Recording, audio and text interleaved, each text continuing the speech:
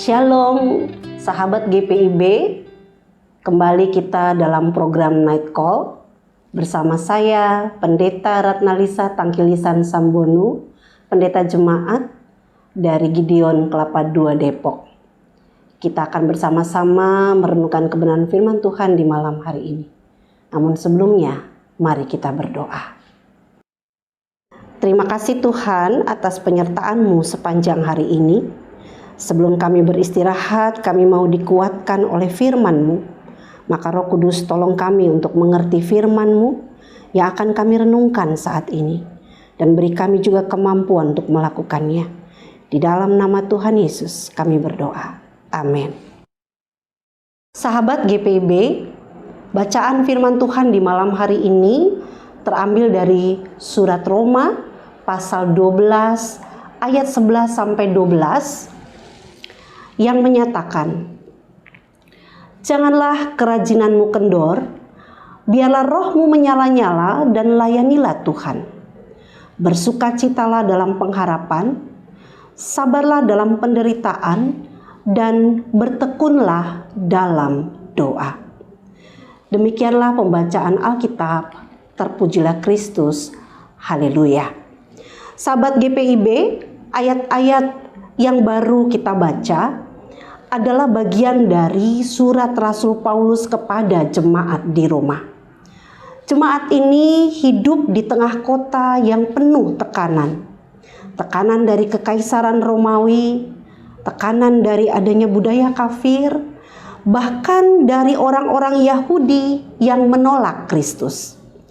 Menanggapi situasi ini, Rasul Paulus menulis surat kepada jemaat di Roma yang isi suratnya bukanlah sebuah teori saja. Dia memberi dorongan praktis. Apa dorongan praktisnya? Dikatakan dalam ayat 11, "Biarlah rohmu menyala-nyala dan layanilah Tuhan."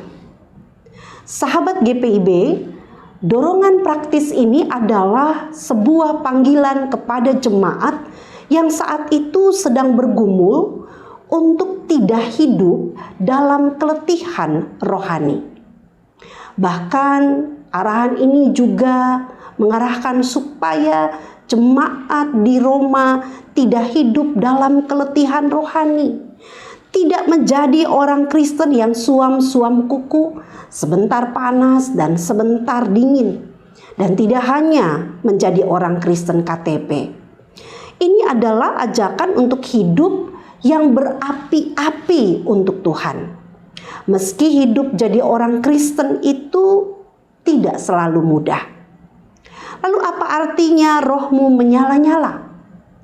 Dalam bahasa aslinya, menyala-nyala zeontes berarti mendidih, bergelora, seperti air yang mendidih dalam panci. Artinya, hidup rohani kita harus penuh semangat, gairah, dan keinginan yang tulus untuk melayani Tuhan.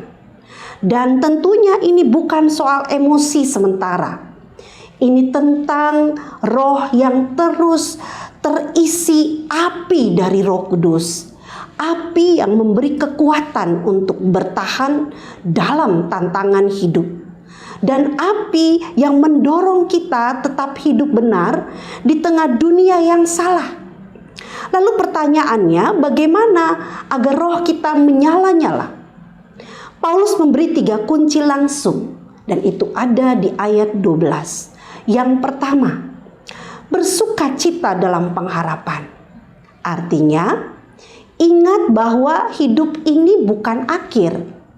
Orang percaya punya pengharapan kekal dalam Kristus yang sanggup untuk memberi kita kekuatan untuk menghadapi pergumulan hidup dan juga bahkan sanggup memberikan kita solusinya. Contoh, saat ada jemaat yang hidup dalam kesulitan ekonomi, tapi ketika dia tetap berkomitmen untuk datang beribadah dan bersyukur, itu pasti karena ia hidup punya iman dan harap yang teguh kepada Kristus yang akan memberinya kekuatan untuk menanggungnya. sehingga ia jauh dari sikap putus asa. Kunci yang kedua adalah sabarlah dalam kesesakan. Sahabat GPIB, hidup tidak selalu mudah, tapi Tuhan tidak pernah meninggalkan kita umatnya. Ulangan 31 ayat 8 menyatakan, sebab Tuhan, dialah yang berjalan di depanmu, dan dia akan menyertai engkau. Dia tidak akan membiarkan engkau dan tidak meninggalkan engkau. Janganlah takut dan janganlah cemas. Ya, kita punya Tuhan yang lebih besar dari masalah yang kita hadapi. Jadi, sabarlah ketika kita punya pergumulan. Jangan ambil jalan pintas. Jangan tawar hati kepada Tuhan. Karena Tuhan pasti menyertai kita dan bahkan memberikan kita solusinya. Hal yang ketiga, yang terakhir, kunci yang terakhir adalah bertekunlah dalam doa. Ini laksana seperti kayu bakar bagi api roh kita. Tanpa doa, roh pasti akan padam. Karena doa bukanlah sekedar sarana kita meminta Tuhan mengabulkan permintaan kita. Doa bicara tentang hubungan kita dengan Tuhan. Jika kita tekun membangun hubungan dengan Tuhan, Sang Sumber hidup kita, maka dipastikan kekuatan kuasa-Nya akan selalu melingkupi kita dan memberikan kita kekuatan, bahkan hikmat untuk kita mampu menghadapi pergumulan yang Tuhan izinkan terjadi. Contoh, seorang opa yang meskipun pendengarannya menurun dan kakinya lemah, tetap bangun pagi untuk berdoa bagi anak cucunya. Itu karena dia tahu doanya membakar semangat hidupnya dan pasti berdampak sangat kuat bagi kehidupan keluarganya. Karena doa orang benar yang bila dengan yakin didoakan, sangat besar kuasanya. Sahabat GPIB, dari bacaan ini, dalam segala pergumulan yang kita hadapi, mari kita evaluasi sebelum kita beristirahat di malam ini, yaitu apakah kita masih berapi-api dalam pelayanan ketika kita menemui tantangan dan bahkan saat kita merasa tidak dihargai dalam pengabdian kita di pelayanan, sehingga kita mulai lesu atau jenuh? Atau apakah kita sudah mulai malas berdoa? Berdoa sudah mulai jarang kita lakukan karena kita kecewa kepada Tuhan yang belum menjawab doa pergumulan kita. Atau apakah pengharapan kita masih teguh atau mulai goyah karena kesulitan hidup? Sahabat GPIB, kalau jawabannya ya, hari ini adalah panggilan Tuhan. Biarlah rohmu menyala-nyala. Bukan karena kekuatan kita sendiri, tapi karena Roh Kudus yang terus memberi api dari dalam. Jadi mari kita mohon kepada Tuhan agar Dia menyulut kembali api dalam jiwa kita.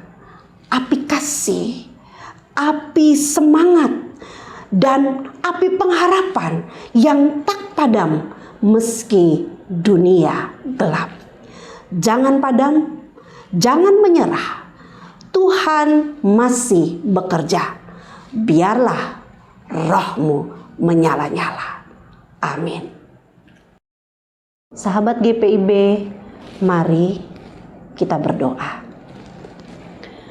Tuhan Yesus, terima kasih untuk kebenaran firman-Mu.